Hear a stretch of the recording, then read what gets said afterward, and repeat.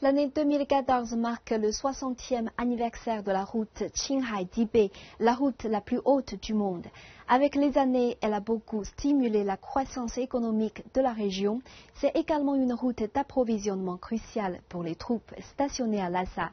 Nous avons pu rencontrer des responsables de l'armée dans l'une des missions d'approvisionnement les plus dangereuses au monde, au cœur du Tibet.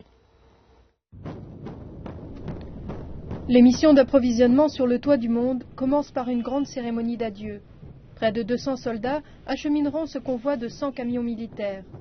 Un salut de leurs compagnons d'armes, un adieu ému de leur famille. La mission est pacifique, mais c'est l'une des plus dangereuses pour les soldats chinois. Avant leur départ, Li Tao, le chef du régiment, fait une dernière vérification. Il est chargé de cette mission depuis plus de 10 ans et a fait le chemin près de 90 fois. Il nous explique que chaque étape doit être effectuée avec la plus grande prudence.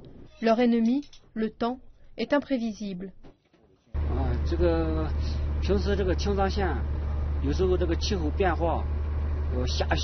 Le temps sur la route peut changer brutalement à n'importe quel moment. Quand nous atteignons la limite des neiges éternelles, les tempêtes de neige rendent la conduite très dangereuse. Pour empirer les choses, le manque d'oxygène peut altérer la concentration des conducteurs. Chaque fois, c'est une bataille à la vie et à la mort contre la nature. Quelques heures auparavant, nous avons vu Li Tao mettre des fournitures militaires dans un camion. Cela va des produits de base comme le riz ou le ciment à d'autres que nous ne sommes pas autorisés à filmer.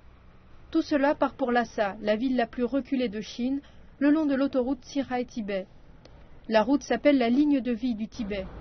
La plupart des biens qui entrent et sortent du Tibet passent par cette route, à 4000 mètres d'altitude.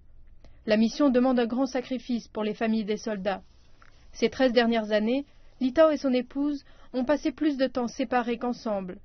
Ces missions sont des secrets militaires. Li ne peut donc révéler à sa femme qu'il va partir que quelques heures avant son départ.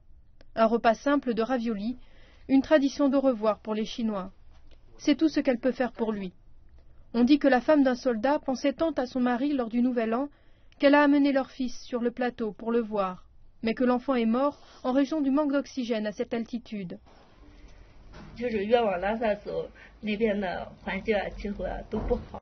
Plus il s'approche de Lhasa, plus le voyage est dangereux. Chaque fois qu'il part, j'ai peur de le perdre. Mission après mission, c'est un tourment sans fin.